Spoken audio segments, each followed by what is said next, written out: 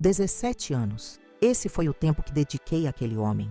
E bastaram apenas 17 segundos para que meu mundo desabasse, quando vi aquela mulher sentada na minha penteadeira, passando o meu batom vermelho nos lábios, enquanto meu marido a observava com um sorriso que nunca direcionou a mim. Naquele instante, algo dentro de mim morreu e algo novo nasceu. Meu nome é Adriana Novaes, tenho 38 anos e até 3 meses atrás eu acreditava ter um casamento sólido com Caio. Nunca fui do tipo ciumenta ou controladora. Confiei nele por mais de uma década enquanto construíamos nossa vida em Campinas, no interior de São Paulo. Eu, dermatologista dedicada, ele, um empresário do ramo imobiliário que todos admiravam por sua ética impecável. Quanta ironia! Nosso apartamento no condomínio Bosque das Palmeiras era o cenário perfeito para nossas fotos de família nas redes sociais. Tudo parecia tão real, tão verdadeiro. As primeiras pistas surgiram sutilmente, como gotas d'água que anunciam uma tempestade. Meus produtos de maquiagem apareciam em lugares diferentes. O nível do perfume diminuía sem que eu o usasse. Pequenas marcas no tapete que não combinavam com meus sapatos. Detalhes que meu cérebro tentava justificar de todas as formas possíveis, porque a verdade seria dolorosa demais. Você está ficando paranoica, Adriana, dizia Júlia, minha melhor amiga, enquanto tomávamos café uma tarde. Deve ser a dona Neide arrumando suas coisas. Eu queria acreditar nisso. Realmente queria. Mas aquela sensação no fundo do estômago, aquele instinto que nos avisa quando algo está errado, não me abandonava. Foi numa quarta-feira que decidi seguir meu instinto. Liguei para a clínica, disse que não me sentia bem e voltei para casa no meio da tarde, horário em que Caio supostamente estaria fechado em reuniões na incorporadora. O silêncio me recebeu quando abri a porta, mas logo percebi o som baixo de música vindo do nosso quarto. Nosso quarto. O espaço que deveria ser sagrado para nós dois. Subi as escadas em silêncio, cada degrau um batimento acelerado do meu coração. A porta estava entreaberta e foi através daquela fresta que a vi pela primeira vez. Cabelos castanhos perfeitamente arrumados, pele jovem, corpo esguio. Ela mexia nas minhas coisas como se fossem dela, experimentando meus batons caros, aqueles que eu economizava para ocasiões especiais, enquanto Caio a olhava deitado em nossa cama. Esse vermelho fica incrível em você, ele disse, com uma admiração que há anos não direcionava a mim. Minha esposa nunca soube usar maquiagem como você. Aquelas palavras foram como facadas. Não apenas ele me traía, mas me diminuía, apagava minha existência dentro do meu próprio espaço. Recuei silenciosamente, as lágrimas embaçando minha visão. Saí de casa sem ser notada, dirigindo sem rumo até parar no Parque Taquaral. Ali, sentada à beira da lagoa, permiti que a raiva, a dor e a humilhação me consumissem por completo. Pessoas passavam, corriam, viviam suas vidas normais enquanto a minha se desfazia. Uma senhora sentou-se ao meu lado no banco. Problemas com o homem? Perguntou sem rodeios.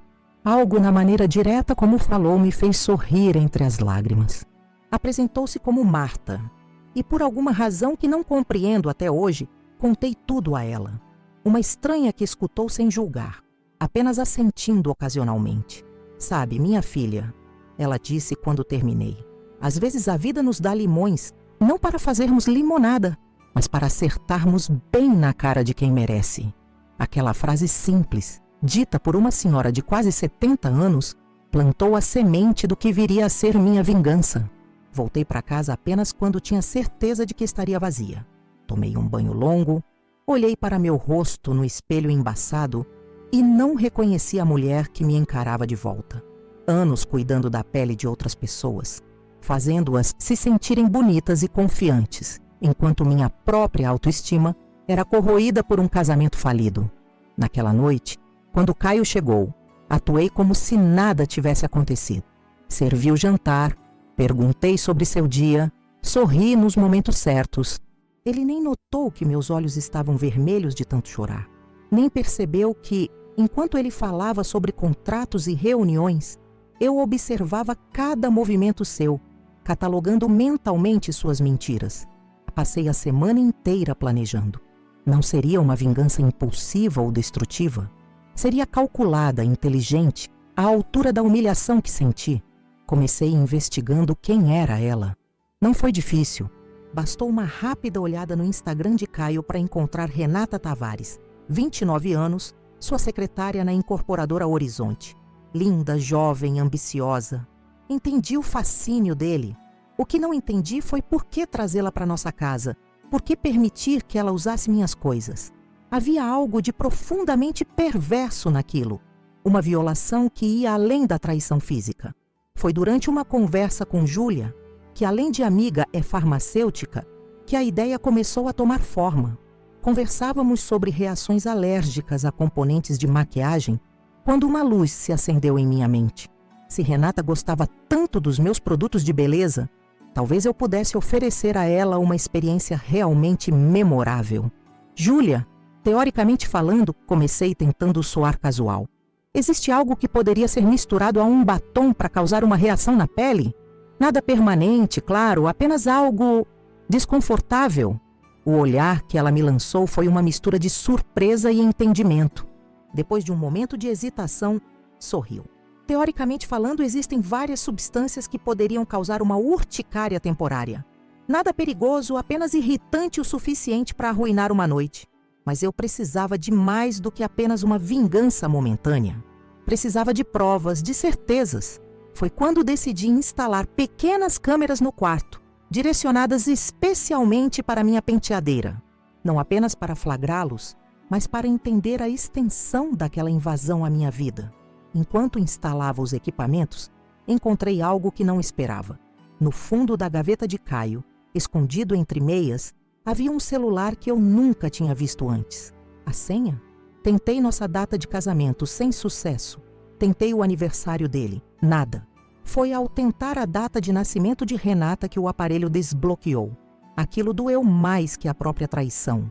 O conteúdo daquele celular abriu meus olhos para uma verdade ainda mais perturbadora que a infidelidade. Mensagens, planilhas, fotos de documentos.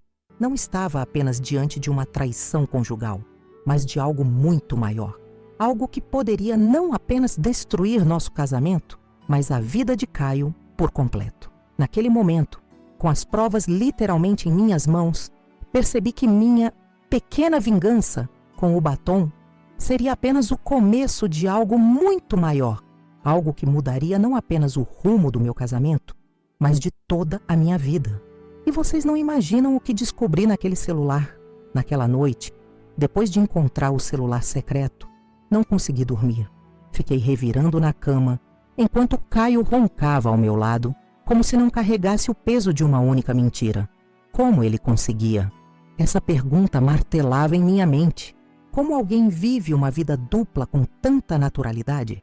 Observei seu rosto relaxado no travesseiro, procurando vestígios do homem por quem me apaixonei, mas encontrei apenas um estranho. No dia seguinte, acordei antes do despertador, com olheiras profundas e uma determinação renovada. Preparei o café como sempre fazia. Servi Caio com um sorriso ensaiado e o despedi na porta com um beijo automático. Vou chegar tarde hoje. Reunião com investidores. Ele anunciou, ajustando a gravata azul que eu havia dado de presente em seu último aniversário. Não me espere para jantar. Mais uma mentira para sua coleção.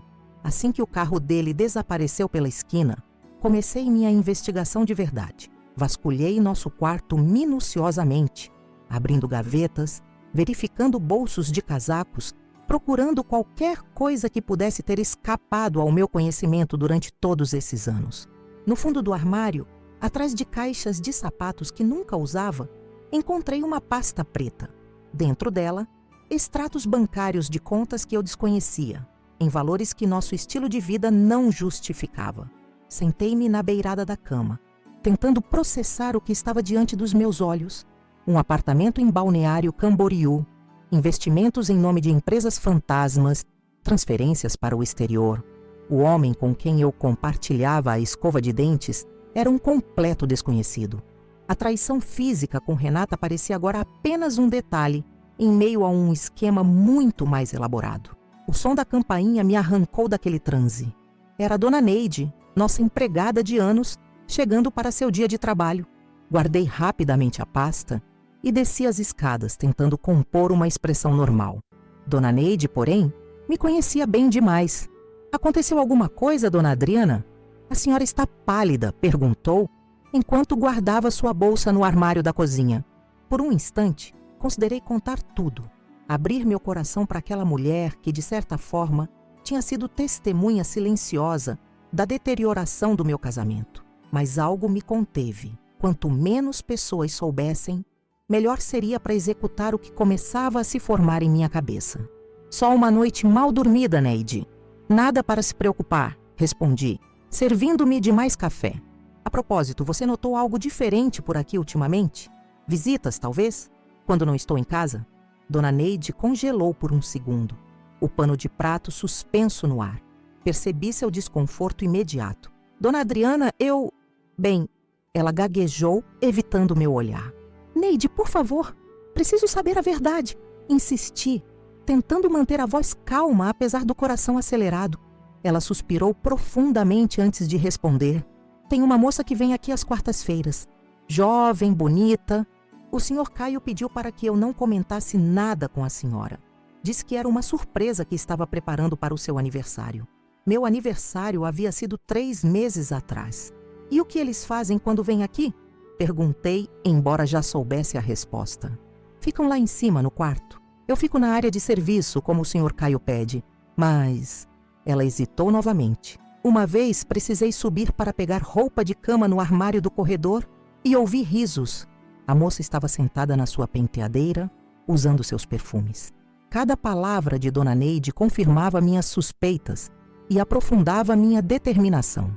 Não era apenas uma traição. Era uma invasão completa da minha intimidade, do meu espaço, da minha identidade. Renata não queria apenas meu marido. Ela queria ser eu. Obrigada por me contar, Neide, disse finalmente. Aprecio sua honestidade. Por favor, não comente com ninguém sobre esta conversa, nem mesmo com Caio. O resto da manhã transcorreu num borrão de telefonemas e planos. Liguei para a clínica, avisando que tiraria alguns dias de folga por questões pessoais. Depois, contatei Júlia. Precisava da sua expertise como farmacêutica e, mais importante, da sua discrição como amiga. Encontramo-nos no Café Aroma da Serra, longe dos olhares conhecidos. Júlia escutou em silêncio enquanto eu relatava tudo. A traição, as contas secretas, o comportamento de Renata. O que você pretende fazer? Perguntou quando terminei, seus olhos refletindo uma mistura de compaixão e preocupação. Primeiro quero provas concretas. Já instalei câmeras no quarto, especialmente direcionadas para a penteadeira onde ela gosta de se sentar. E depois, Júlia arqueou uma sobrancelha. Depois quero preparar uma pequena surpresa para a nossa visitante. Respondi, sentindo um calafrio de satisfação percorrer minha espinha. Algo que ela nunca esquecerá. Na farmácia de manipulação Saúde Plena, onde Júlia trabalhava, discutimos as possibilidades. Nada perigoso ou permanente. Apenas algo que causasse desconforto significativo. Decidimos por uma mistura de urucum concentrado e uma pequena quantidade de pimenta vermelha em pó, ingredientes naturais que, quando aplicados na pele, causariam vermelhidão intensa e uma sensação de queimação sem danos reais. Isso provocará uma urticária temporária, especialmente em contato com a mucosa dos lábios, explicou Júlia, enquanto preparava o composto. O efeito dura algumas horas e depois desaparece sem deixar vestígios. Saí da farmácia com uma pequena embalagem que guardei cuidadosamente na bolsa, como quem carrega um tesouro precioso. Era quarta-feira, dia do encontro habitual deles, segundo Dona Neide. Eu tinha apenas algumas horas para preparar tudo. Em casa, verifiquei se as câmeras estavam funcionando corretamente. Depois, peguei meu batom vermelho favorito, aquele que havia notado estar mais gasto que o normal, e, com cuidado meticuloso, apliquei a mistura preparada por Júlia. Fiz o mesmo com o pó compacto, que também apresentava sinais de uso. Coloquei tudo de volta exatamente como estava na penteadeira. Às 14h, saí de casa como se fosse para o trabalho, mas estacionei o carro algumas quadras adiante, em frente a uma cafeteria com vista para a entrada do condomínio. De lá, poderia monitorar as câmeras pelo aplicativo no celular e aguardar o desenrolar dos acontecimentos. Não precisei esperar muito. Às 14h37, um carro prata estacionou em frente ao prédio. Reconheci Renata imediatamente, mesmo através da tela pequena do telefone. Cabelos impecáveis, vestido justo, andar confiante de quem se sente no direito de invadir o lar alheio. Caio a recebeu na porta, olhando para os lados antes de deixá-la entrar. Um gesto furtivo que revelava que, apesar da audácia, ele ainda temia ser descoberto. As câmeras internas capturaram o ritual que se seguiu. Eles subiram para o quarto conversando animadamente. Renata deixou sua bolsa sobre a cama, nossa cama, e dirigiu-se diretamente para minha penteadeira, como se fosse sua rotina habitual. Sentou-se no banquinho, admirando seu reflexo no espelho. Adoro seu quarto, disse ela a Caio, enquanto abria meu estojo de maquiagem. Tem um toque de classe que falta no resto da decoração. Aquele comentário foi como sal na ferida. Não bastava usar minhas coisas. Ela ainda criticava meu gosto para a decoração. Observei, com uma mistura de raiva e antecipação, enquanto ela aplicava o pó compacto no rosto, delicadamente batendo o pincel nas maçãs do rosto e no nariz. Em seguida, pegou o batom vermelho, desenhou o contorno dos lábios com precisão e preencheu-os com a cor vibrante. Como estou? Perguntou a Caio, fazendo um biquinho para o espelho. Deslumbrante, respondeu ele, aproximando-se por trás dela, beijando seu pescoço exposto. Esse vermelho foi feito para você. A cena era revoltante, mas me forcei a continuar assistindo. Precisava de provas, precisava ver até onde ia aquela farsa. Os dois se dirigiram para a cama e desliguei o som do aplicativo. Havia limites para o que meu coração podia suportar naquele momento. Aproximadamente 15 minutos depois, notei Renata tocando os lábios com expressão de desconforto. Ela se levantou abruptamente, interrompendo o momento íntimo, e correu para o espelho. Seus lábios já apresentavam sinais visíveis de inchaço, e a área ao redor da boca começava a ficar vermelha. Não o vermelho sedutor do batom, mas um tom alarmante que indicava irritação. Caio, tem algo errado. Sua voz soou alarmada através do áudio do celular. Meus lábios estão queimando. Ela correu para o banheiro e pude ouvir o som da água corrente enquanto tentava aliviar o desconforto. Caio a seguiu, claramente preocupado. Deve ser alergia a algum produto, ele sugeriu, sem suspeitar que estava diante de uma vingança meticulosamente planejada. Vamos ao pronto-socorro? Não! Exclamou Renata, voltando ao quarto. Seu rosto agora apresentava manchas vermelhas onde o pó havia sido aplicado. Não posso ser vista com você em um hospital. O que vou dizer? Que tive uma reação alérgica ao usar a maquiagem da sua esposa? Aquele comentário revelava mais sobre o caráter dela do que qualquer investigação poderia. Não havia arrependimento em suas palavras, apenas frustração por ter sido pega numa situação embaraçosa. Decidi que era hora de voltar para casa. Queria ver a cena pessoalmente, confrontá-los, observar o pânico em seus olhos quando me vissem na porta. Mas então, algo na tela do celular me deteve. Enquanto Renata lavava freneticamente o rosto no banheiro, Caio recebeu uma ligação. Ele saiu do quarto para atender, fechando a porta atrás de si. Os documentos estão prontos? Perguntou em voz baixa, quase um sussurro.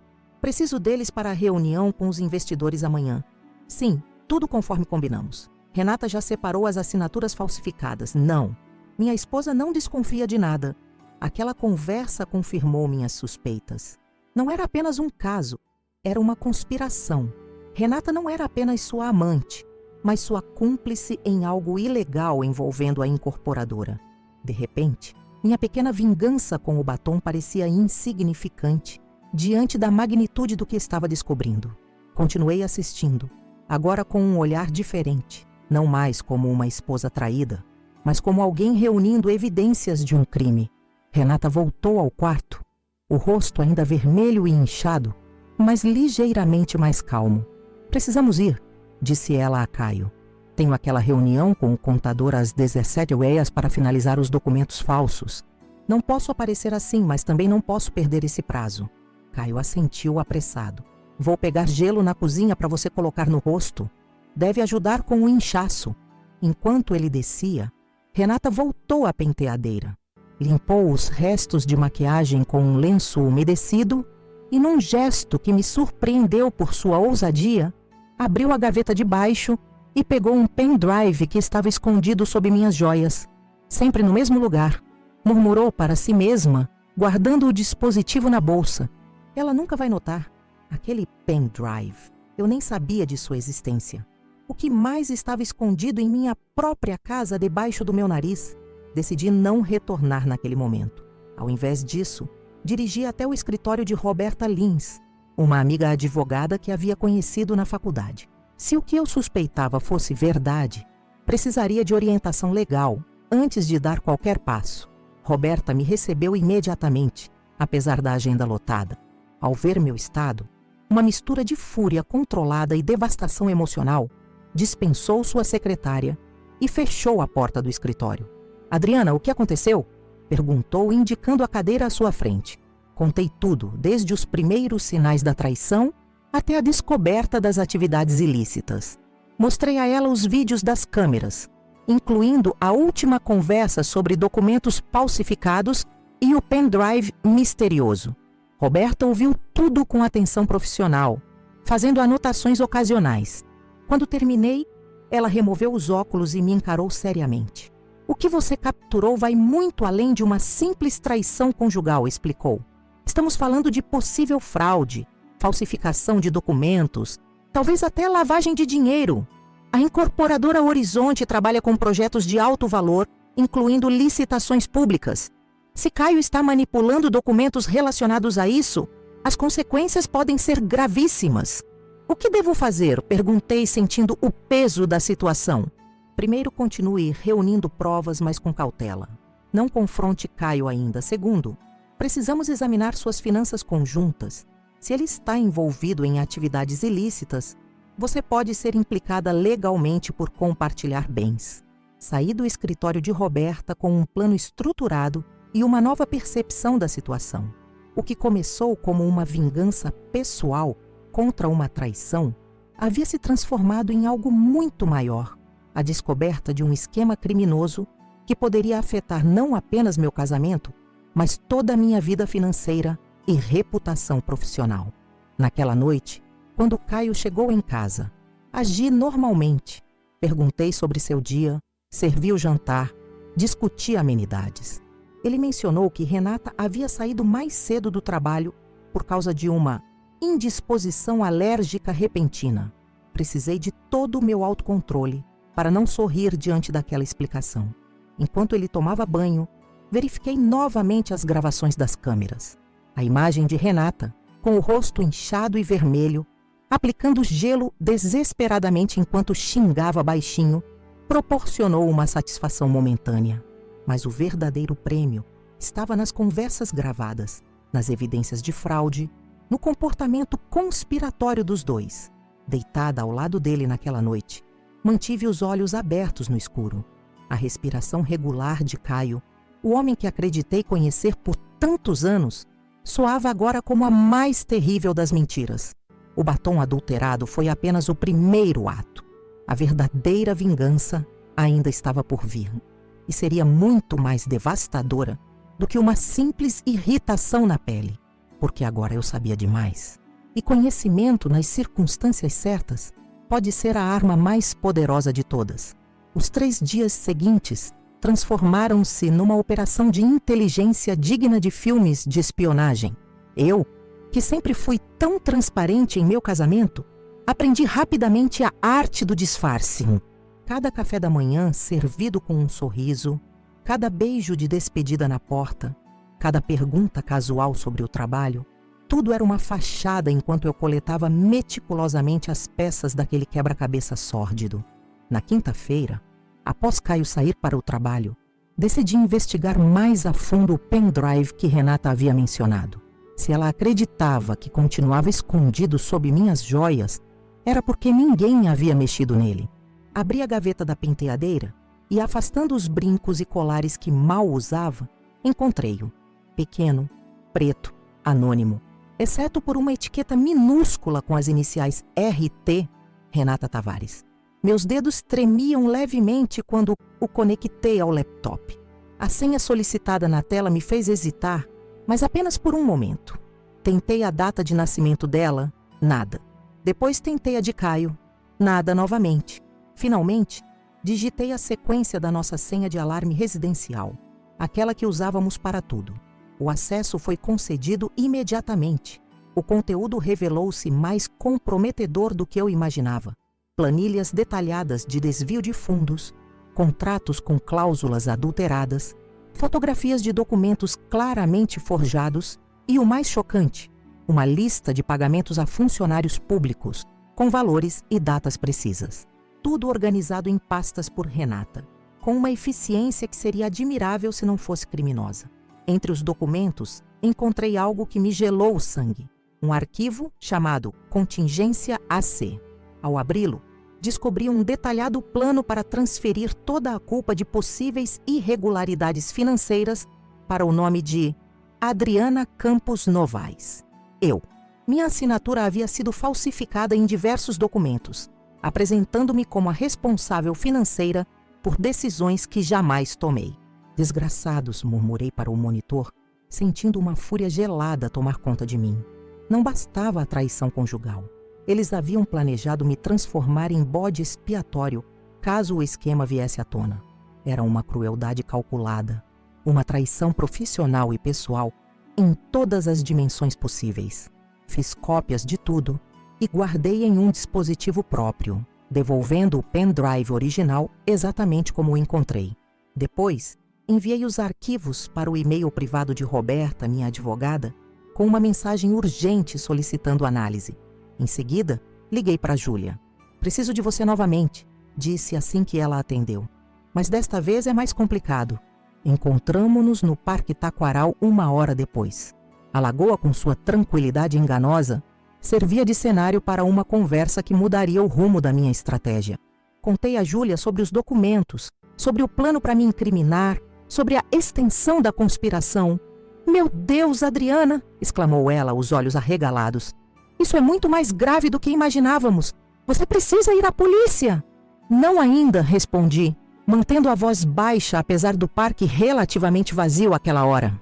"Se denunciar agora, corro o risco de não ter provas suficientes. Preciso de algo incontestável, algo que eles não possam negar quando confrontados." Júlia ajustou os óculos escuros, uma ruga de preocupação formando-se entre suas sobrancelhas. "O que você tem em mente?" "Preciso gravar uma confissão. Algo explícito onde tanto Caio quanto Renata admitam o esquema e minha falta de envolvimento." "E como pretende conseguir isso?" perguntou ela, claramente cética. Naquele momento, o plano já começava a tomar forma em minha cabeça. "Lembra daquela mistura que você preparou para o batom? Acho que precisaremos de algo similar, mas com um propósito diferente." O plano que elaboramos nas horas seguintes era tão preciso quanto arriscado. A ideia não era apenas expor a traição, mas desmantelar todo o esquema criminoso antes que pudessem me transformar na vilã da história. Júlia, com seu conhecimento farmacêutico, sugeriu uma estratégia que aproveitaria a vaidade de Renata, seu ponto fraco evidente. Existe uma substância que causa sintomas parecidos com intoxicação alimentar leve, náusea, mal-estar, tontura, mas sem perigo real, explicou ela. Se aplicarmos em algo que apenas Renata consumirá, podemos criar uma situação onde ela fique vulnerável o suficiente para falar mais do que deveria, especialmente se acreditar que está sozinha com Caio. O plano exigia timing perfeito e uma nova configuração das câmeras escondidas, agora com capacidade de áudio melhorada. Pela agenda que encontrei no celular de Caio, haveria uma reunião importante com investidores na sexta-feira seguinte, precedida por um jantar no restaurante Cantinho Mineiro, ocasião em que Renata estaria presente como assistente executiva. Na terça-feira, recebi uma ligação de Roberta. "Adriana, analisei os documentos que você enviou. São extremamente comprometedores e constituem prova de vários crimes, incluindo estelionato, falsificação e corrupção ativa. Mas precisamos de mais. Alguma confissão gravada seria ideal para fortalecer seu caso e garantir que você não seja implicada." "Estou trabalhando nisso", respondi, sentindo-me estranhamente calma para alguém cujo mundo desmoronava. Sexta-feira devo ter novidades. Tenha cuidado, alertou Roberta. Pessoas capazes desse tipo de esquema podem ser perigosas quando encurraladas. Aquele aviso ressoou em minha mente enquanto preparava a próxima fase do plano. Na quarta-feira, enquanto Caio estava no trabalho, instalei câmeras adicionais na sala e na cozinha, criando uma cobertura completa dos ambientes principais da casa. Testei repetidamente o sistema para garantir que tudo funcionaria perfeitamente quando necessário. Na quinta-feira à noite, Caio mencionou casualmente o jantar de negócios da sexta. Vai demorar muito? Perguntei, fingindo desinteresse enquanto folheava uma revista de dermatologia. Provavelmente sim, respondeu ele, ajustando o relógio de pulso. Presente de aniversário que custara 3 meses do meu salário. São investidores importantes, não posso apressá-los. Renata estará lá para tomar notas e organizar a apresentação. Renata, murmurei como se tentasse lembrar. É sua secretária, não é? A jovem de cabelo castanho. Isso, ele respondeu rapidamente, evitando meu olhar. Muito eficiente. Um achado para a empresa. Imagino que sim, comentei voltando à revista. Por dentro, contava os minutos para colocar o plano em ação. Na sexta-feira, acordei determinada. Era o dia D, como chamávamos eu e Júlia. Caio saiu cedo para uma reunião preliminar, deixando o caminho livre para os preparativos finais. Às 10h, Júlia chegou trazendo um pequeno frasco com um líquido incolor e inodoro. Isso deve ser adicionado a alguma bebida ou alimento que apenas ela consumirá, explicou, entregando-me o frasco com cuidado. Os efeitos começam entre 30 e 45 minutos após a ingestão. Duram aproximadamente 2 horas e depois desaparecem completamente sem deixar rastros no organismo. Agradeci a Júlia, que me abraçou longamente antes de sair. Força, Adriana. Você merece muito mais do que isso. Passei a manhã preparando o cenário. Sabia, pelo padrão dos encontros anteriores, que após jantares de negócios bem-sucedidos, Caio frequentemente trazia Renata para casa para revisar documentos. Um código para seus encontros íntimos. Preparei uma garrafa de vinho especial, supostamente raro e caro, mas que na verdade havia comprado no supermercado e trocado o rótulo. Nele, adicionei cuidadosamente algumas gotas da substância trazida por Júlia. Coloquei a garrafa em evidência na adega climatizada com um bilhete. Para celebrarmos o contrato, Caio pensaria que eu havia deixado aquilo para celebrarmos juntos mais tarde, mas conhecendo sua vaidade, sabia que não resistiria a impressionar Renata com um vinho supostamente exclusivo. À tarde, recebi uma mensagem de Caio. Jantar vai bem, não me espere acordada. Era o sinal que eu esperava. Respondi brevemente. Ok, vou dormir na casa da minha mãe. Ela não está se sentindo bem. Conversamos amanhã. Enviei a mensagem e desliguei as luzes da casa, como se realmente tivesse saído. Na verdade, estacionei 2 ruas abaixo e me preparei para monitorar tudo pelo celular. Por volta das 23, as câmeras detectaram movimento na entrada. Caio e Renata chegavam, ambos visivelmente animados, provavelmente pela reunião bem-sucedida, ou talvez pelo que planejavam fazer depois. Conseguimos! Exclamou Renata, jogando-se no sofá da sala. Aqueles idiotas nem perceberam as cláusulas modificadas no contrato. Em 6 meses, quando o desvio começar a acontecer, sua esposa dermatologista já terá assinado todos os documentos necessários para assumir a culpa. Meu estômago revirou ao ouvir aquilo. A frieza com que falavam sobre arruinar minha vida era quase insuportável. Falando em vinhos, comentou Caio, dirigindo-se à adega. Olha só o que temos aqui. Adriana deixou um presente para celebrarmos.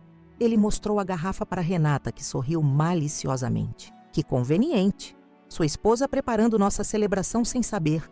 Caio abriu a garrafa e serviu 2 taças. Eles brindaram ao sucesso do plano e beberam generosamente. A armadilha estava lançada. Agora era apenas questão de tempo. Continuei observando enquanto conversavam sobre detalhes do esquema, mencionando nomes, valores, datas. Cada palavra ficava gravada, cada confissão documentada. Após cerca de 40 minutos, Renata começou a mostrar os primeiros sinais de desconforto, levando a mão ao estômago ocasionalmente. Não estou me sentindo muito bem, comentou ela, a voz ligeiramente fraca. Deve ter sido algo que comi no restaurante. Quer um remédio? Ofereceu Caio, obviamente preocupado com a possibilidade de a noite ser interrompida. Talvez um pouco de água, respondeu ela, recostando-se no sofá. Caio foi até a cozinha e voltou com um copo d'água. Renata bebeu lentamente, mas seu mal-estar parecia aumentar. Foi nesse momento de vulnerabilidade que a conversa tomou o rumo que eu esperava. Se algo der errado, começou Renata, a voz agora claramente afetada pelo desconforto. Você realmente acha que sua esposa vai assumir a culpa? E se ela descobrir antes? Caio fez um gesto displicente com a mão. Adriana, ela não faz ideia do que acontece ao seu redor. Além disso, todos os documentos importantes já têm a assinatura dela. Falsificada, claro, mas indistinguível da original. Na pior das hipóteses, ela passará anos tentando provar sua inocência enquanto estamos desfrutando do dinheiro em alguma praia no exterior. Os pagamentos para o fiscal da prefeitura, murmurou Renata, agora visivelmente pálida. E as notas fraudulentas do material de construção? Tudo no nome dela? Tudo, confirmou Caio sorrindo enquanto servia mais vinho para si mesmo. O plano é perfeito. Na segunda-feira, quando ela assinar aqueles documentos da clínica que preparamos, o cerco estará fechado. Nem o melhor advogado do mundo conseguirá livrá-la. Meu coração batia violentamente contra as costelas enquanto ouvia aquilo. Segunda-feira? Que documentos eram esses? Não havia menção a isso nos arquivos que encontrei. Acho que preciso ir ao banheiro, disse Renata subitamente, levantando-se com dificuldade. Os minutos seguintes foram uma sucessão de revelações horripilantes. Enquanto Renata estava indisposta no banheiro, Caio recebeu uma ligação. Era alguém chamado Maurício, aparentemente outro cúmplice no esquema. Sim, tudo conforme planejado. Os contratos estão assinados. Segunda é o dia decisivo. Não, ela não desconfia de nada. A transferência para Caimã já está programada. Depois disso, a Adriana será a única responsável por tudo oficialmente. Quando desligou, Caio foi verificar Renata, que continuava no banheiro. Aproveitou para abrir sua pasta de trabalho e revisar alguns documentos, que a câmera capturou perfeitamente. Eram formulários da clínica onde eu trabalhava, mas com alterações sutis que os vinculavam às transações fraudulentas da incorporadora. O plano era mais sinistro do que eu imaginava. Eles não apenas pretendiam me incriminar, mas estavam usando o meu próprio local de trabalho como parte do esquema. A sensação de violação atingiu um novo nível. Não era apenas meu casamento e minha casa que estavam sendo invadidos, mas minha carreira, minha reputação profissional, tudo que havia construído com tanto esforço. Renata finalmente retornou à sala, ainda pálida e visivelmente desconfortável, mas decidida a continuar a noite. A substância estava funcionando perfeitamente, não a ponto de causar dano real, mas o suficiente para deixá-la vulnerável e descuidada com suas palavras. Precisamos falar sobre o apartamento em Balneário, disse ela, recostando-se no sofá. Quando transferirmos o dinheiro, como faremos com a documentação? Também será no nome dela? Não, esse será nosso presente pessoal, respondeu Caio, sentando-se ao lado dela e passando o braço por seus ombros. Já está sendo registrado em nome de uma empresa offshore, intocável e impossível de rastrear. A conversa continuou por mais uma hora, cada minuto trazendo novas revelações sobre a extensão do esquema e meu papel como bode expiatório perfeito. Quando finalmente decidiram ir para o quarto, eu já tinha coletado mais confissões explícitas do que jamais esperara. O plano havia funcionado além das expectativas. Esperei até ter certeza de que estavam no quarto, onde outras câmeras continuariam a registrar tudo. Então, silenciosamente, entrei em casa pela porta dos fundos, usando a chave reserva que mantínhamos escondida no jardim. Recolhi pessoalmente a garrafa de vinho e as taças, evidências que não poderiam permanecer ali, e saí tão discretamente quanto entrei. Dirigi direto para o apartamento de Júlia, onde passaria a noite. Ela me aguardava ansiosamente, uma expressão de preocupação no rosto que se transformou em alívio ao me ver. Deu certo? Perguntou, servindo-me uma xícara de chá calmante assim que entrei. Melhor do que esperávamos, respondi, conectando o celular à televisão para mostrar-lhe as gravações. Eles confessaram tudo, absolutamente tudo. Assistimos juntas às confissões. Júlia ocasionalmente levando as mãos à boca, em choque diante da crueldade do plano. Meu Deus, Adriana, isso é material para prisão, comentou ela quando pausei o vídeo. O que vai fazer agora? Vou enviar tudo para Roberta imediatamente, respondi, já redigindo um e-mail detalhado com os arquivos anexados. E amanhã cedo, vamos juntas à delegacia especializada em crimes financeiros. E quanto a Caio? Você vai confrontá-lo? Balancei a cabeça lentamente, sentindo uma estranha calma me envolver. Não ainda. Quero que ele e Renata continuem acreditando que o plano deles está funcionando perfeitamente. Até segunda-feira, quando esperarem que eu assine aqueles documentos fraudulentos na clínica, não saberão que foram desmascarados. Naquela noite, deitada na cama de hóspedes do apartamento de Júlia, refleti sobre como minha vida havia mudado em apenas uma semana. A descoberta da traição, que inicialmente parecia o pior pesadelo possível, havia se revelado apenas a ponta de um iceberg de mentiras e criminalidade. O homem com quem compartilhei mais de uma década não apenas traía meu amor, mas planejava destruir minha vida por completo. O mais surpreendente, porém, era como eu me sentia fortalecida.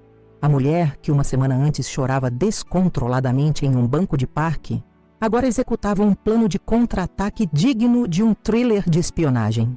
A dor continuava lá, é claro.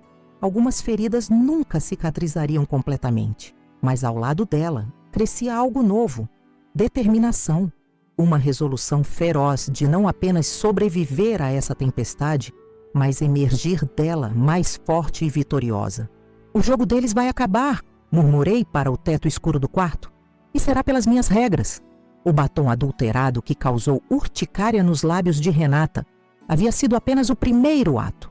A verdadeira vingança estava apenas começando e seria servida não quente, mas meticulosamente fria e calculada, como os melhores pratos da justiça. Acordei no sábado com uma sensação estranha, um misto de ansiedade e poder que nunca havia experimentado antes.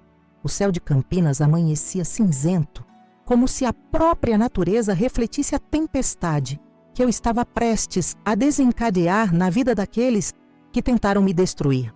Júlia já estava na cozinha preparando café quando me levantei. O cheiro de pão fresco e café forte preencheu meus sentidos, lembrando-me que ainda existiam coisas simples e honestas no mundo. Como se sente? Perguntou ela, estendendo-me uma xícara fumegante. Como alguém prestes a recuperar sua vida, respondi, surpreendendo a mim mesma com a firmeza na voz. Às 9 era em ponto.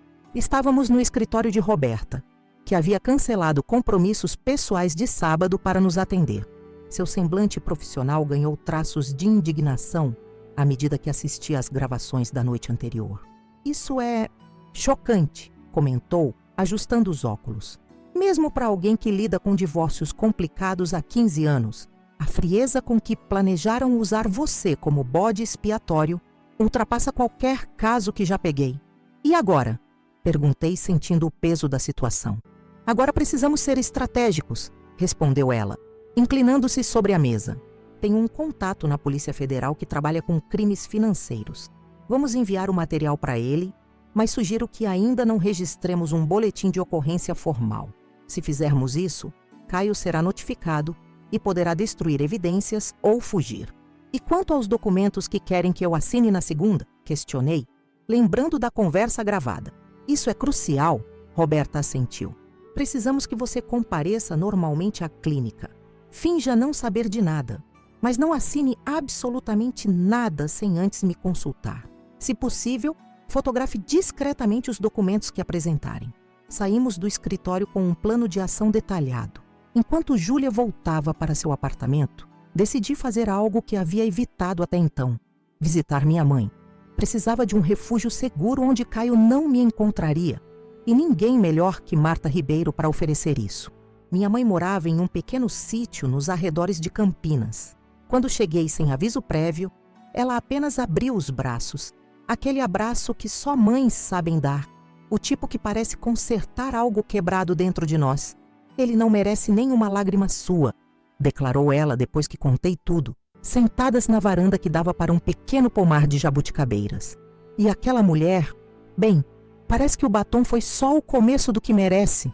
Minha mãe sempre teve essa sabedoria simples e direta. Não me ofereceu platitudes vazias sobre como tudo ficaria bem, nem me tratou como vítima indefesa. Ao contrário, vi em seus olhos um orgulho silencioso pela maneira como estava enfrentando a situação. Você pode ficar aqui o tempo que for necessário, ofereceu. Aquele quarto sempre será seu. Passei o resto do sábado no sítio, desconectada dos problemas, apenas absorvendo a paz do campo e preparando-me mentalmente para os dias cruciais que viriam. No domingo, porém, precisei retornar à realidade. Caio havia enviado várias mensagens perguntando onde eu estava. Por que ainda não havia voltado da casa da minha mãe? Ela ainda não está bem, respondi brevemente. Volto amanhã para trabalhar. Tudo bem, escreveu ele. Sinto sua falta. Aquelas 3 palavras me deram náuseas. A falsidade, a hipocrisia absoluta de um homem que, enquanto dizia sentir minha falta, planejava meticulosamente minha ruína. Respirei fundo e guardei o celular, recusando-me a deixar que aquilo me afetasse. Na segunda-feira, acordei antes do despertador. Escolhi cuidadosamente minha roupa, um conjunto que transmitisse profissionalismo e confiança. Calça social preta, camisa branca impecável e o blazer azul que sempre me deu sorte em apresentações importantes. Prendi o cabelo em um coque firme, apliquei uma maquiagem discreta e coloquei os brincos de safira que havia comprado com o meu primeiro salário como dermatologista. Um lembrete do que conquistei por mérito próprio. Ao chegar à clínica dermatológica Pele Radiante, fui recebida com a normalidade de sempre. Colegas cumprimentando nos corredores, pacientes aguardando atendimento, a secretária entregando a agenda do dia. Ninguém suspeitava do furacão que estava prestes a se formar. Por volta das 11h, a secretária bateu na porta do meu consultório. Doutora Ana Adriana, chegaram alguns documentos da administração para você assinar. Disseram que é urgente. Meu coração acelerou, mas mantive a expressão neutra. Obrigada, Luciana. Pode deixar aqui. Verei assim que terminar com esta paciente. Assim que fiquei sozinha, examinei o envelope.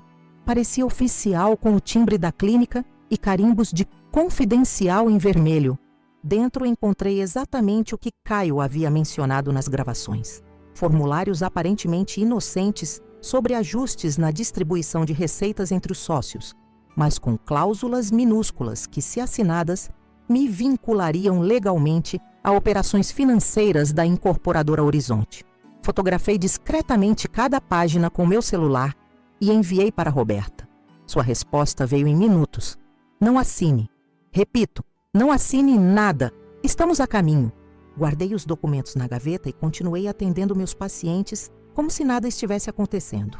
Às 14h, meu celular vibrou com uma mensagem de Júlia. Estamos aqui. Operação em andamento. 10 minutos depois, o burburinho nos corredores indicava que algo incomum estava acontecendo. Abri a porta do consultório e vi o que jamais esquecerei. 6 agentes da Polícia Federal em trajes formais atravessavam o saguão principal da clínica. Entre eles, reconheci o doutor Flávio Santana, meu colega de profissão, e aparentemente contato de Roberta na polícia. Doutora Novaes, chamou ele formalmente, aproximando-se. Poderia nos acompanhar, por favor? Temos alguns assuntos urgentes para discutir.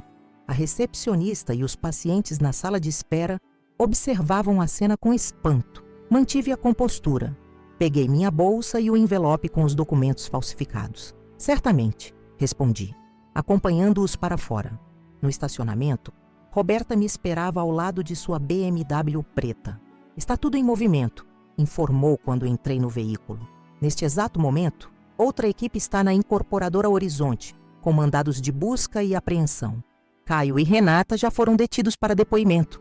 Uma sensação indescritível percorreu meu corpo. Não era exatamente satisfação, nem alívio.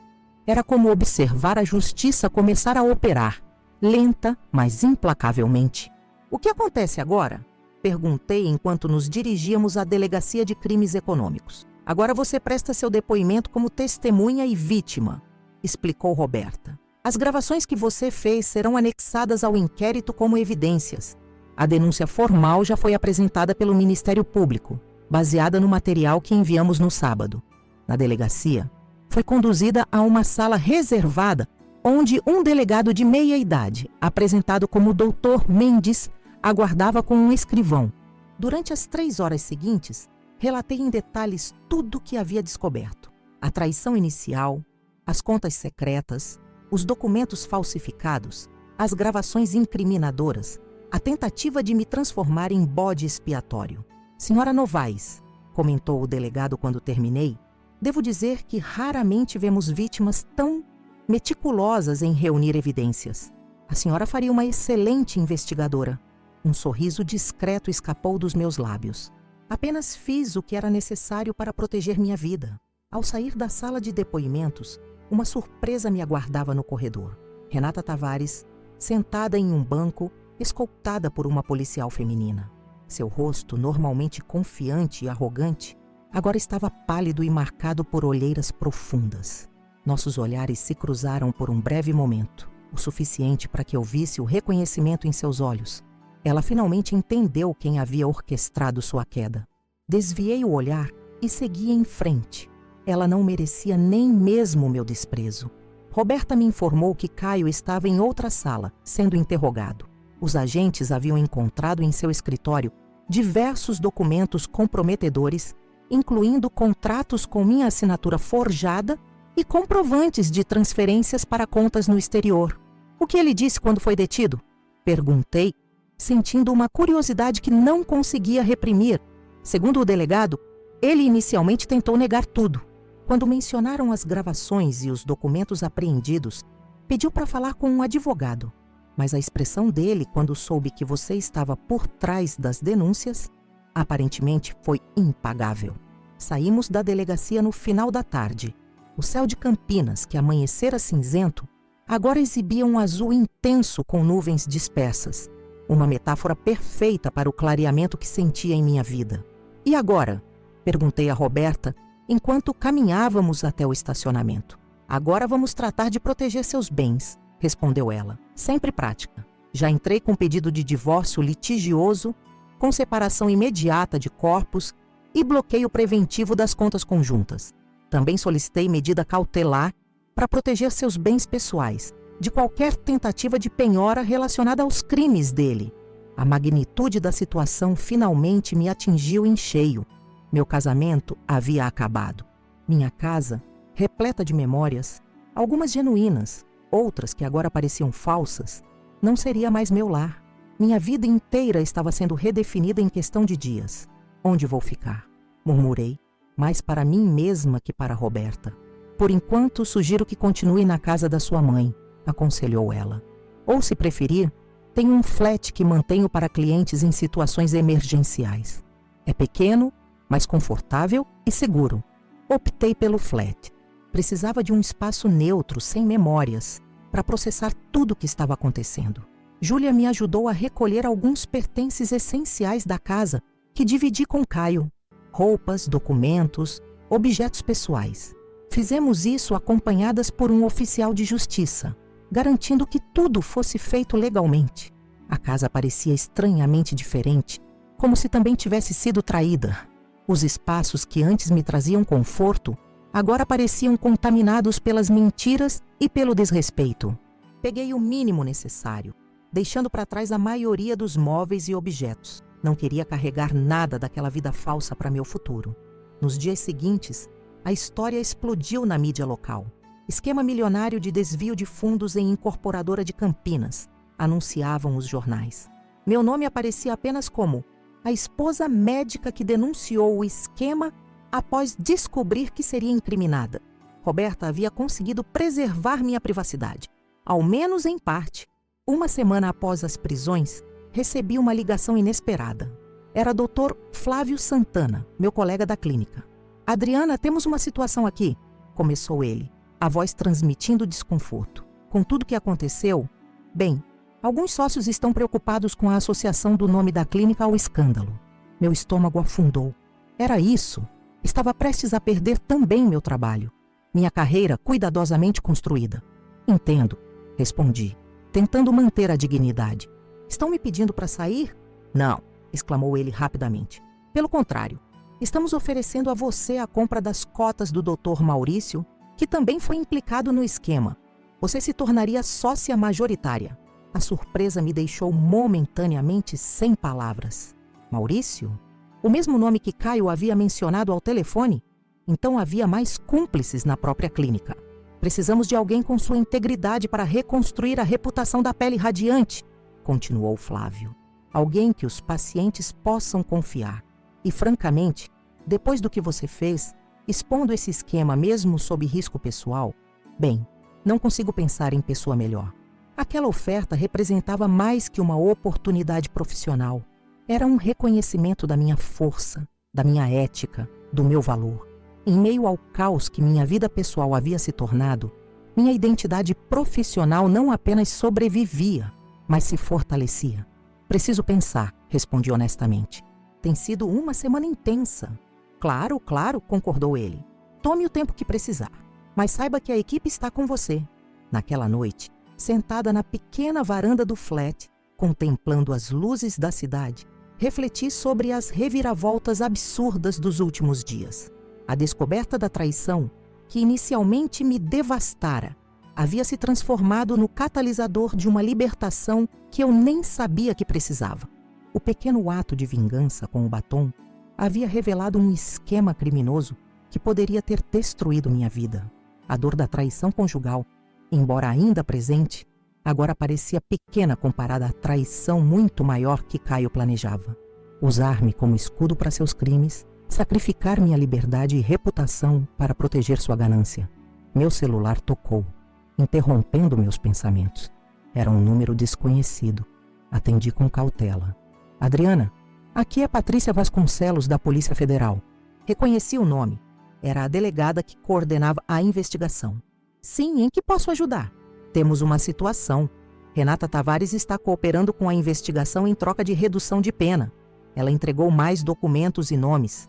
Entre eles, bem, você vai querer saber disso pessoalmente. Poderia comparecer à delegacia amanhã às 10h? Aquela noite foi de sono inquieto, repleta de sonhos fragmentados onde rostos conhecidos se transformavam em máscaras e portas se abriam para revelar outras portas, num labirinto sem fim. Acordei antes do alarme com a sensação de que mais revelações surpreendentes estavam por vir. Na delegacia, delegada Vasconcelos me recebeu em sua sala. Sobre a mesa, uma pasta marrom com o selo da Polícia Federal. Senhora Novaes, o que vou lhe mostrar é confidencial, parte de uma investigação em andamento. Mas considerando seu papel crucial como denunciante e o risco pessoal que enfrentou, acredito que tenho o direito de saber. Ela abriu a pasta revelando fotografias, extratos bancários e depoimentos. À medida que explicava o conteúdo, meu choque aumentava. O esquema não envolvia apenas Caio, Renata e alguns cúmplices na incorporadora.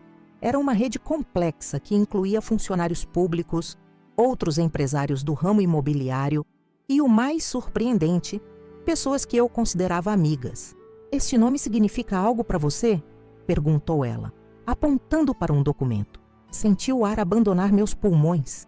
Era Tiago Moreira, meu vizinho, a pessoa que ocasionalmente regava minhas plantas quando viajávamos, que sempre parecia tão prestativo e amigável.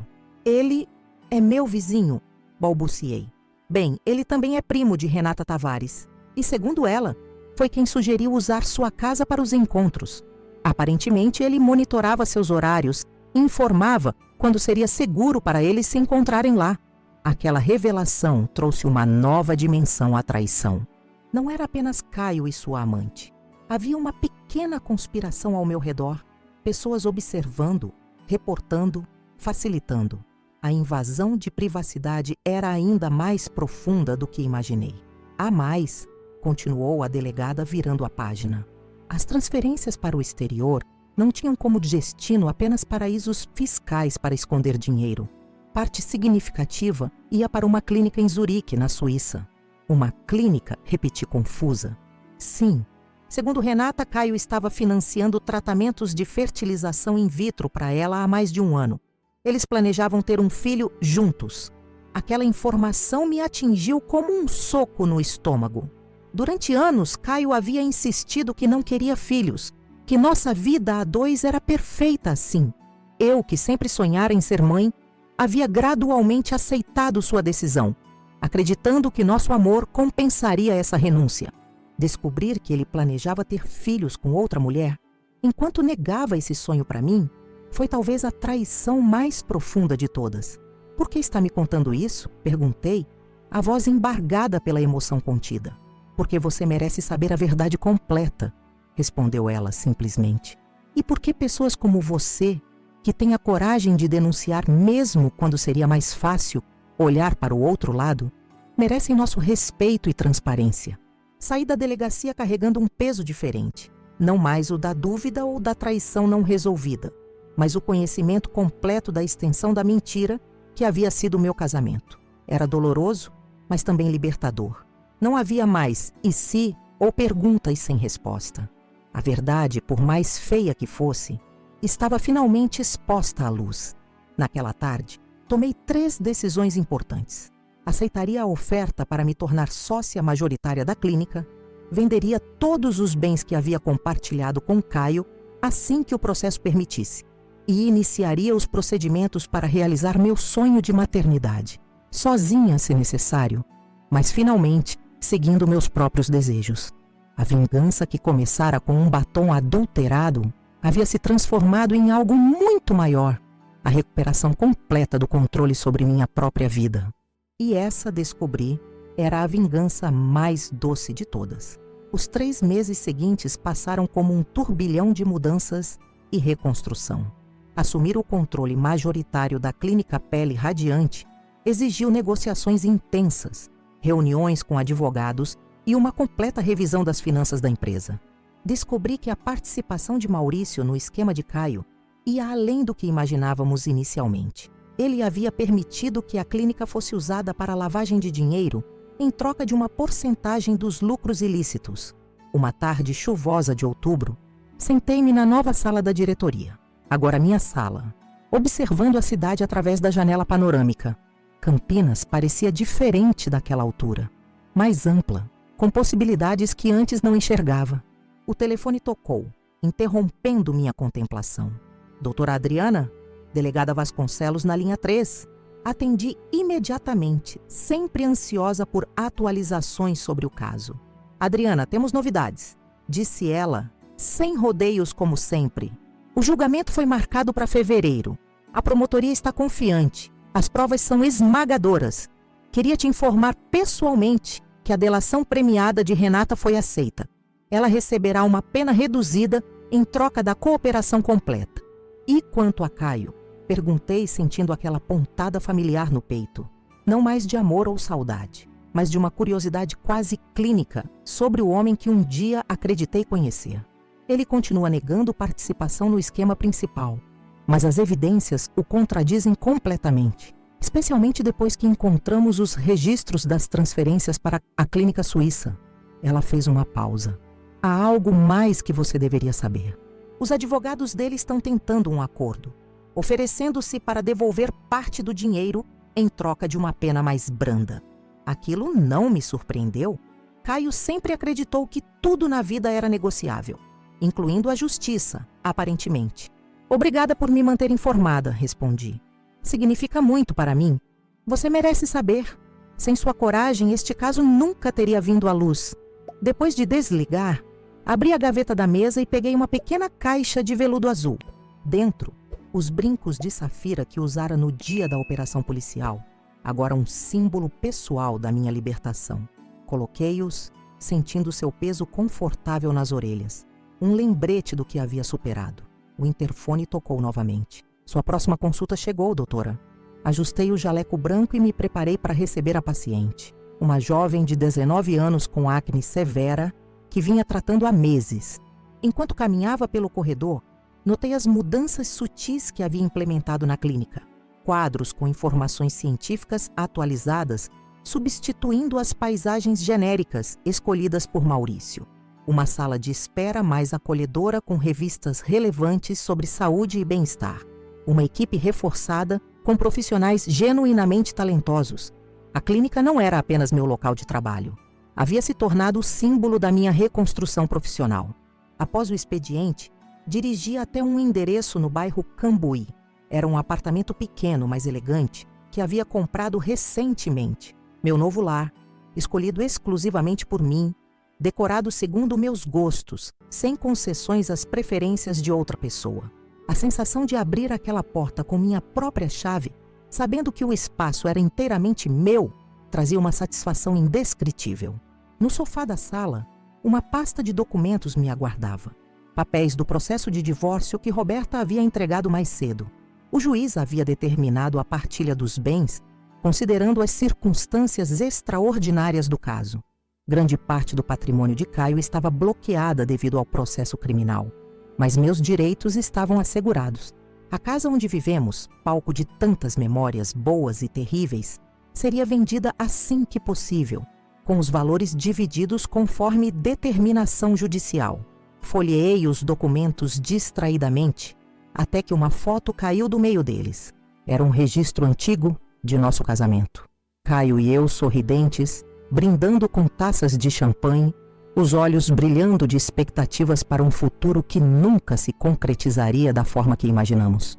Por um instante, senti aquela pontada de melancolia, não pelo homem que ele se revelou ser, mas pela morte da ilusão, pela perda da possibilidade que um dia acreditei ter. O som da campainha me arrancou daquelas reflexões. Era Júlia, chegando para nosso jantar semanal, uma tradição que havíamos estabelecido durante a crise e mantido depois, um lembrete da importância das amizades genuínas. Trouxe vinho, anunciou ela, erguendo uma garrafa de tinto. E notícias. Enquanto preparávamos a refeição juntas na cozinha compacta e bem planejada, Júlia me atualizou sobre os últimos acontecimentos. Como farmacêutica, ela havia sido chamada para depor no caso, explicando a substância usada no batom e confirmando sua segurança. Um detalhe importante para estabelecer que minha vingança inicial não oferecera risco real à saúde de Renata. Sabia que ela está grávida? Comentou Júlia casualmente enquanto picava tomates para a salada. Minha mão congelou no ar, a faca suspensa sobre a cebola. Quem? Renata. Aparentemente, aqueles tratamentos na Suíça funcionaram. Está de quase 4 meses. A informação vazou no fórum hoje. A notícia me atingiu com uma força inesperada. Um filho. Aquilo que Caio sempre me negou. Aquilo que eu tanto desejei, crescia agora no ventre da mulher com quem ele me traíra. A ironia era quase cruel demais para suportar. Você está bem? Perguntou Júlia, notando meu silêncio prolongado. Respirei fundo, buscando dentro de mim a força renovada que havia cultivado nos últimos meses. Estou, respondi, surpreendendo a mim mesma com a sinceridade daquela afirmação. Na verdade, sinto pena dessa criança. Nascer com um pai na prisão, uma mãe em liberdade condicional, não é o início de vida que alguém merece. Júlia assentiu, compreensiva. Você sempre teve mais compaixão do que qualquer um merecia. O jantar transcorreu agradavelmente. Nossa conversa fluindo para tópicos mais leves. Planos para as férias, filmes recentes, fofocas inofensivas sobre conhecidos em comum. Foi apenas quando servimos a sobremesa que Júlia abordou o assunto que percebi depois era o verdadeiro motivo de sua visita. E quanto àquela clínica de reprodução assistida? Você ainda planeja ir à consulta na próxima semana? 2 meses antes, numa tarde de coragem e determinação, eu havia marcado uma avaliação inicial em uma das melhores clínicas de fertilidade de São Paulo. Meu sonho de maternidade, tantas vezes adiado pelas objeções de Caio, finalmente seria explorado como possibilidade real. Sim, a consulta está mantida, confirmei, sentindo um misto de ansiedade e esperança. Sei que há desafios. Tenho 38 anos, sou solteira. Minha vida acabou de passar por um terremoto, mas não quero mais adiar esse desejo. Se for viável, seguirei em frente. Estarei com você em cada passo, garantiu Júlia, apertando minha mão sobre a mesa. Seja qual for o caminho que escolher. Naquela noite, após Júlia partir, sentei-me na varanda do apartamento com uma taça do vinho que havíamos aberto. A cidade brilhava sob o céu escuro. Luzes de vidas desconhecidas pontilhando o horizonte. Pensei em todas as decisões que me trouxeram até ali, desde a descoberta da traição até a completa reconstrução da minha vida. O caminho havia sido doloroso, mas Cada passo me levara para mais perto de mim mesma, da mulher que sempre fui destinada a ser, antes que as concessões e compromissos de um casamento falido começassem a me apagar lentamente. A semana seguinte trouxe o dia da consulta na clínica de reprodução assistida. O médico, um especialista respeitado de meia idade, revisou meus exames com atenção profissional. Seus óvulos estão em boa quantidade e qualidade para sua idade, explicou ele, mostrando-me gráficos e resultados em seu computador. Existem várias opções que podemos discutir, desde inseminação artificial até fertilização in vitro com doador.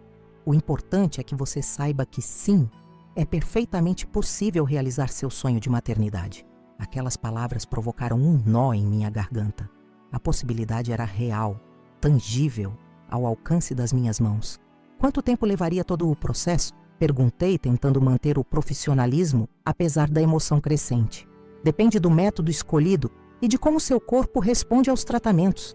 Mas em cenários favoráveis, você poderia estar grávida dentro de 6 meses a 1 ano. 1 ano. Em menos tempo do que levara para desmantelar a farsa do meu casamento, eu poderia estar gerando uma nova vida. Uma vida escolhida e desejada. Não construída sobre mentiras. Saí da consulta com um dossiê de informações para estudar e uma sensação de leveza que há muito não experimentava. No caminho de volta a Campinas, parei em um pequeno restaurante à beira da estrada para almoçar. Enquanto aguardava meu pedido, meu celular tocou. Era Roberta. Adriana, acabei de sair de uma audiência preliminar do seu caso, disse ela, a voz tensa de quem tem novidades importantes. Você não vai acreditar. Caio está tentando reivindicar direitos sobre seu futuro filho. O quê? Exclamei, atraindo olhares dos clientes próximos. Que filho? Do que você está falando? Aparentemente, ele soube de alguma forma sobre sua consulta na clínica de fertilidade. Os advogados dele estão alegando que, como vocês ainda estavam legalmente casados quando você iniciou as consultas, ele teria direitos sobre qualquer embrião ou procedimento iniciado durante o casamento. A audácia daquele homem não conhecia limites.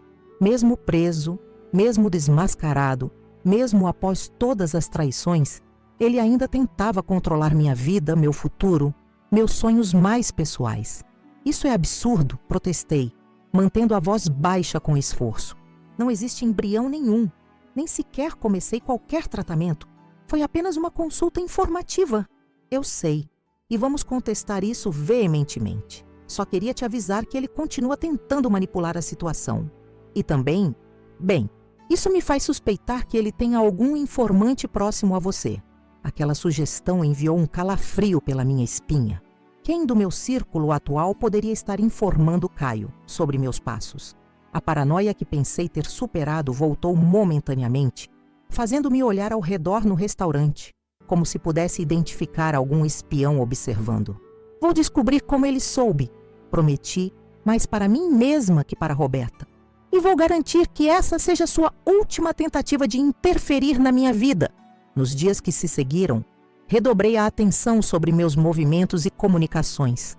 Troquei meu número de celular, reforcei as senhas de e-mails e redes sociais.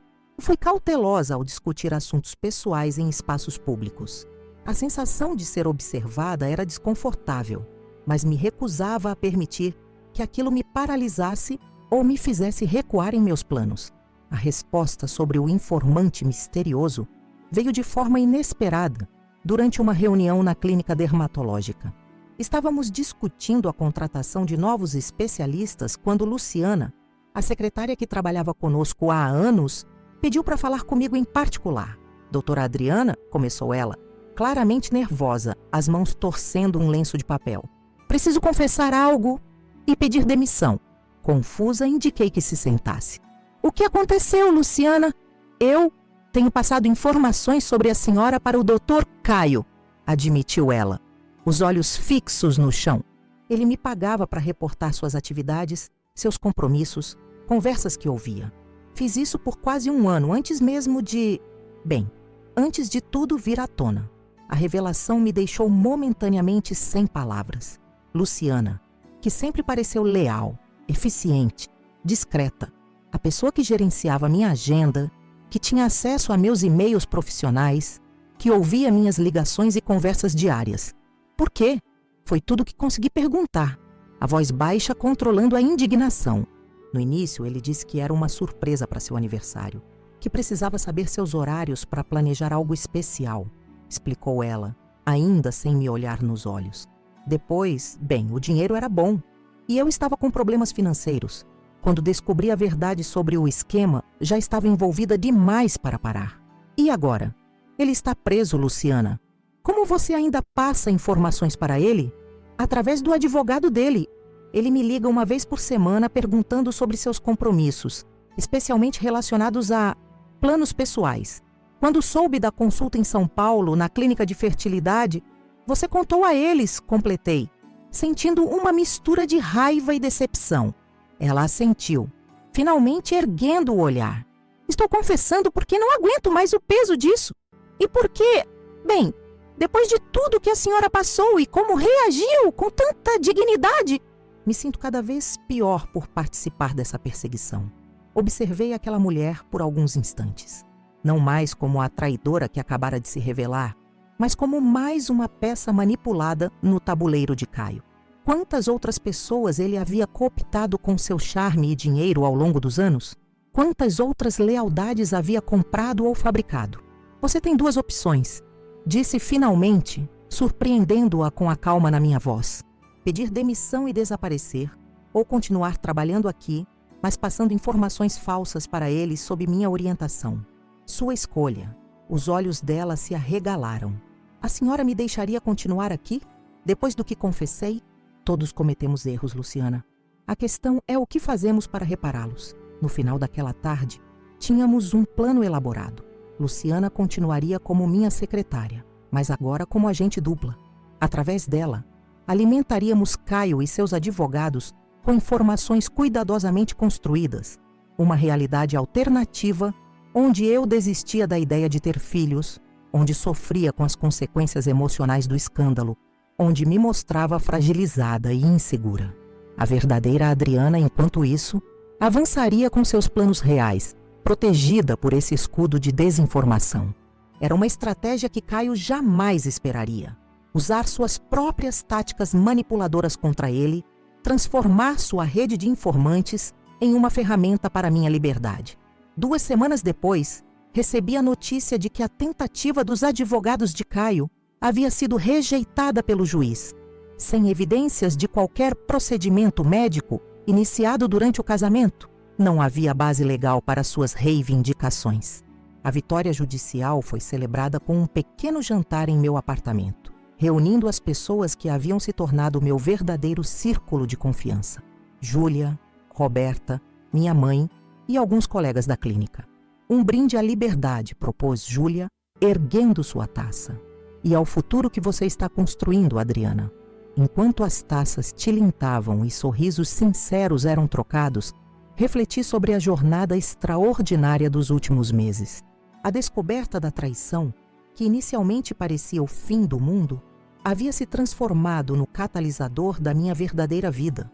O batom adulterado, aquela pequena vingança impulsiva, desencadeara uma série de eventos que me libertaram não apenas de um casamento falido, mas de uma existência inteira construída sobre compromissos e concessões que lentamente apagavam minha essência. A verdadeira vingança não havia sido expor Caio, nem garantir sua prisão, nem mesmo recuperar meu patrimônio e reputação.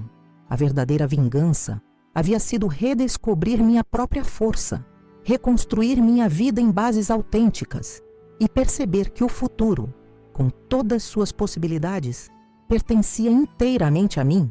Naquela noite, adormeci com uma certeza tranquila. Qualquer que fosse o caminho que escolhesse a seguir, maternidade, novos desafios profissionais, talvez até um dia um novo amor, seria uma escolha verdadeiramente minha. E essa liberdade, depois de anos vivendo uma mentira cuidadosamente arquitetada, era a vingança mais doce que eu poderia ter imaginado. Hoje, 3 anos depois daquele dia em que vi Renata sentada na minha penteadeira usando meu batom, minha vida é praticamente irreconhecível, no melhor sentido possível. Olhando pela janela do meu escritório na clínica Pele Radiante, agora completamente reformulada e expandida para um novo endereço no Centro Empresarial de Campinas, vejo o reflexo de quem me tornei. Uma mulher que não apenas sobreviveu à tempestade, mas aprendeu a dançar na chuva. O julgamento de Caio foi concluído há 2 anos. Ele foi condenado a 12 anos de prisão por fraude, estelionato, falsificação de documentos e formação de quadrilha. Renata, graças à delação premiada, recebeu uma pena de 4 anos, sendo os 2 primeiros em regime semiaberto. Os outros envolvidos no esquema, incluindo Maurício e Tiago, também foram condenados a penas variadas conforme seu grau de participação. Recebo ocasionalmente notícias sobre Caio através do sistema judiciário, já que alguns processos civis ainda correm relacionados a ressarcimentos e danos morais. Segundo o último relatório, ele tem se comportado como um detento modelo, dando aulas de administração para outros presos e participando de todos os programas de reabilitação disponíveis. Não me surpreende. Caio sempre foi excelente em manipular impressões e criar a imagem que mais lhe convém em cada situação. Quanto a Renata, soube que deu à luz uma menina há 2 anos e meio. A criança vive com a avó materna enquanto Renata cumpre sua pena. Às vezes, quando penso nessa criança inocente, nascida em meio a tantas mentiras e traições, sinto uma compaixão genuína. Ninguém escolhe seus pais. E essa pequena terá muitos desafios pela frente. Por mais estranho que pareça, não guardo rancor dela. A criança não tem culpa dos erros dos adultos ao seu redor. Minha própria jornada para a maternidade teve seus altos e baixos. Depois de 1 ano de tentativas com inseminação artificial, os médicos sugeriram a fertilização in vitro como próximo passo.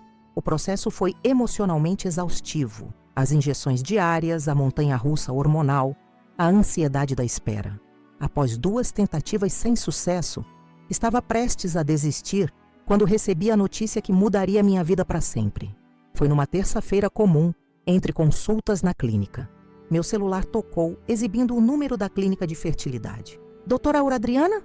A voz da enfermeira soava estranhamente animada. A doutora Marina pediu para entrar em contato imediatamente. Seus exames chegaram e... Bem, ela gostaria de conversar pessoalmente. A senhora poderia vir até São Paulo amanhã? O tom dela despertou em mim um misto de esperança e apreensão. Aconteceu algo errado? Não, apressou-se ela a responder. Apenas questões que a doutora prefere discutir pessoalmente. Dirigi até São Paulo na manhã seguinte com o estômago em nós. Na clínica, fui conduzida diretamente ao consultório da doutora Marina, que me recebeu com um sorriso sereno.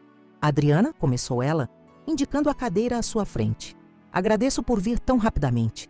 Tenho novidades importantes sobre seu caso. Ela girou a tela do computador em minha direção, mostrando uma série de resultados que, para mim, pareciam apenas números e códigos indecifráveis.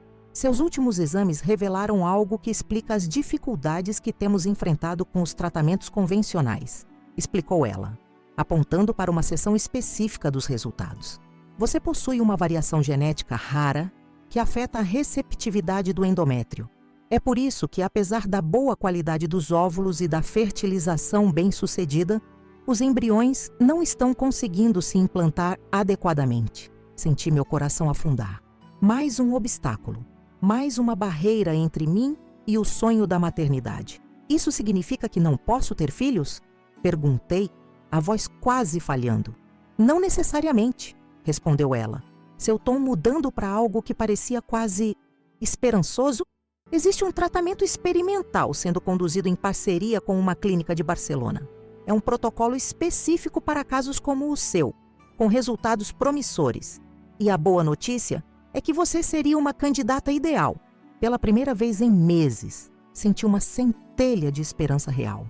Qual seria o próximo passo? Perguntei, já reorganizando mentalmente minha agenda para acomodar viagens internacionais se necessário. O melhor de tudo é que não precisaríamos enviar você para a Espanha, explicou a médica. Nossa clínica foi selecionada para implementar o protocolo aqui no Brasil, como parte de um estudo multicêntrico internacional. Precisaríamos apenas da sua autorização para incluí-la no programa. Saí daquela consulta com uma pasta de documentos sobre o novo tratamento e uma sensação renovada de possibilidade. O caminho seria longo, mais 3 meses de preparação hormonal, procedimentos adicionais, monitoramento intensivo, mas agora havia uma explicação para os fracassos anteriores e um plano concreto para seguir adiante. Júlia, como sempre, foi meu pilar de apoio durante todo o processo. Acompanhou-me em consultas, ajudou a administrar as medicações complexas, segurou minha mão nos momentos de desânimo. Nossa amizade, forjada na crise e fortalecida na recuperação, transformou-se em algo que considero tão valioso quanto qualquer laço familiar. Roberta também permaneceu presente em minha vida, não apenas como advogada, mas como amiga e conselheira. Foi ela quem me ajudou a navegar os aspectos legais da reprodução assistida como mulher solteira, garantindo que todos os documentos estivessem impecáveis para evitar qualquer contestação futura, especialmente de Caio, que ocasionalmente ainda tentava interferir em minha vida através de seus advogados. O novo protocolo de tratamento foi iniciado em janeiro. A rotina exaustiva de exames, injeções e procedimentos se tornou parte do meu dia a dia, encaixada entre compromissos na clínica e os momentos de descanso que aprendi a priorizar. Apesar da ansiedade inevitável, senti que algo era diferente desta vez. Talvez a abordagem médica mais personalizada, talvez meu próprio estado mental mais equilibrado após anos de terapia e autoconhecimento. Em março, após a transferência de 2 embriões cuidadosamente selecionados, entrei no período mais angustiante de todo o processo, a espera. Foram 12 dias de observar cada sinal do meu corpo, analisando sintomas reais ou imaginários, flutuando entre o otimismo cauteloso e o medo do fracasso. No dia marcado para o teste de gravidez, acordei antes do alarme, o coração acelerado com a possibilidade que aquela manhã representava. Na clínica, a enfermeira colheu meu sangue com um sorriso encorajador. Tente se distrair, aconselhou. Ligaremos assim que os resultados chegarem. Distrair-me era impossível. Cancelei as consultas da manhã e fiquei no escritório, tentando me ocupar com papelada administrativa enquanto o celular permanecia ao meu lado, silencioso como um juiz severo. Quando finalmente tocou, 3 horas depois, minha mão tremia tanto que quase deixei o aparelho cair. Adriana? A voz da doutora. Marina soava diferente. Respirei fundo, preparando-me para mais uma decepção. Estou aqui. Parabéns, disse ela simplesmente. Você está grávida e os níveis hormonais estão excelentes, indicando uma implantação muito boa. O mundo pareceu congelar por um instante. Depois de tanto tempo, tantas tentativas, tantas lágrimas, aquelas palavras pareciam irreais, como um sonho do qual eu temeria acordar. Tem certeza? Perguntei bobamente, como se a médica pudesse estar brincando com algo tão sério. Ela riu suavemente. Absoluta. Venha à clínica amanhã para conversarmos sobre os próximos passos. Por enquanto, permita-se comemorar. Naquela noite, reuni meu pequeno círculo de apoio para compartilhar a notícia. Júlia, minha mãe, Roberta e 2 colegas da clínica que se tornaram amigas próximas. Celebramos com um jantar simples e uma garrafa de espumante sem álcool. Minha primeira concessão à nova realidade da gravidez. A nova vida, brindou minha mãe, os olhos marejados de emoção. E a mulher incrível que minha filha se tornou. As semanas seguintes foram uma mistura de alegria cautelosa e ansiedade. Cada ultrassom trazia novas descobertas. Primeiro o saco gestacional, depois o batimento cardíaco, aquele pulsar rápido e determinado que me fazia chorar toda vez que o ouvia. A náusea matinal, que ironicamente durava o dia todo, era recebida quase com gratidão. Um sinal tangível da vida crescendo dentro de mim. Na 12ª semana, recebi a notícia que tanto temia quanto esperava. Estava grávida de gêmeos. Os 2 embriões transferidos haviam se implantado com sucesso, desafiando todas as probabilidades. 2 bebês, murmurei para o monitor do ultrassom, observando aquelas pequenas formas que se moviam como dançarinos sincronizados. Como vou administrar tudo isso sozinha? A médica sorriu, ajustando o transdutor para uma melhor visualização. Da mesma forma que administrou tudo até aqui, com coragem e determinação. E você não está sozinha, sua Adriana. Tem uma rede de apoio sólida. Ela estava certa. Quando anunciei a gravidez gemelar, minha rede de suporte imediatamente se mobilizou. Minha mãe insistiu em se mudar temporariamente para Campinas nos primeiros meses após o nascimento. Júlia organizou um rodízio de amigas para ajudar com refeições e tarefas domésticas durante o 3º trimestre.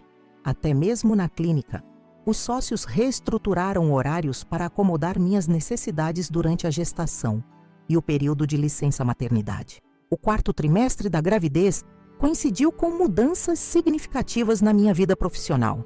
A Clínica Pele Radiante havia se expandido, abrindo uma 2ª unidade em um bairro nobre de Campinas. Nosso quadro de especialistas havia dobrado, incluindo agora dermatologistas com diferentes subespecialidades e um departamento completo dedicado a tratamentos estéticos avançados. Em uma decisão que surpreendeu a muitos, mas fez completo sentido para mim, convidei Patrícia Vasconcelos, a delegada que havia comandado a investigação contra Caio, para assumir a diretoria administrativa da clínica durante minha licença-maternidade. Ela havia se aposentado da Polícia Federal recentemente e possuía um MBA em gestão que raramente pôde utilizar na carreira policial. Tem certeza? Questionou ela quando fiz o convite, durante um almoço em setembro. Não tenho experiência no ramo médico. Tenho absoluta certeza, respondi. Você tem integridade, inteligência estratégica e conhece profundamente a história da clínica, inclusive os esquemas que quase a destruíram. Não consigo pensar em pessoa melhor para proteger o que construímos enquanto estou focada nos bebês.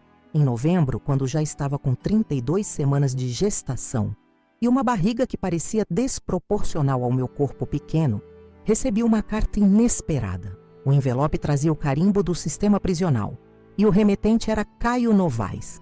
Fiquei olhando para aquele pedaço de papel por longos minutos, incerta se deveria abri-lo ou simplesmente jogá-lo fora.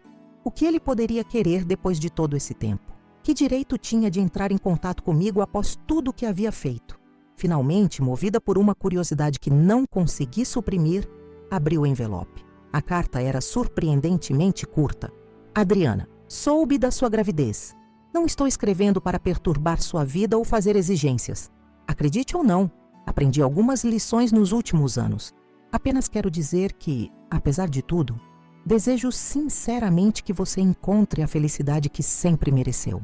Talvez um dia, quando esses bebês forem crescidos e eu tiver cumprido minha pena, possamos ter uma conversa civilizada sobre os erros que cometi. Até lá, viva bem. Caio.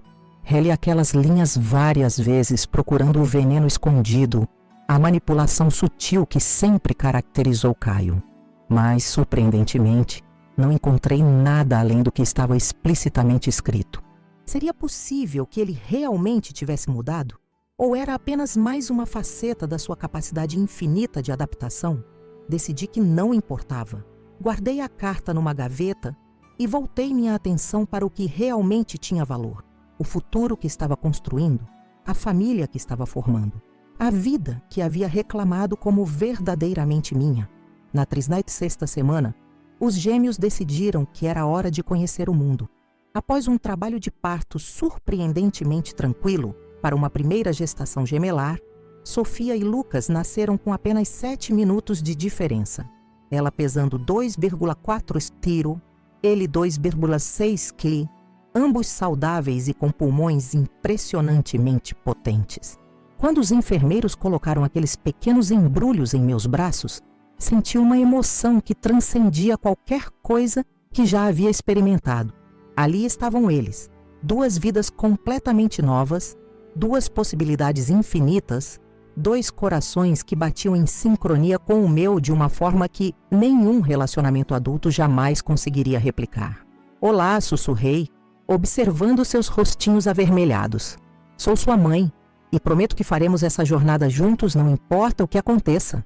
Hoje, com os gêmeos completando 10 meses, minha vida é uma coreografia complexa de mamadeiras, fraldas, reuniões profissionais e momentos de alegria tão intensa que às vezes preciso respirar fundo para absorvê-la completamente. Voltei ao trabalho em regime parcial quando eles completaram 6 meses, equilibrando a direção da clínica com a maternidade, graças a uma combinação de trabalho remoto, uma babá excepcional e o apoio contínuo da minha rede de afetos.